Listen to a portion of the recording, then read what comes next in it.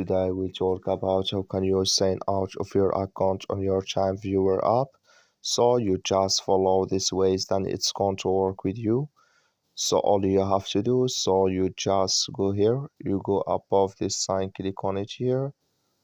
So then it's going to show for you a list like this. Then all you have to do next, you just click here on your name here, you just click on it. Then you come to next step here, it's going to show for you like this. Then all you have to do next, so you just go down, you click here on sign out. Down here you just click on it here.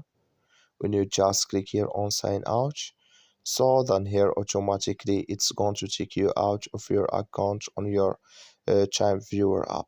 So that's all you have to do. That's all I wish know you I give it. Just follow these ways, then it's going to work with you. Thank you for your watching. Don't forget to support us by liking, subscribe.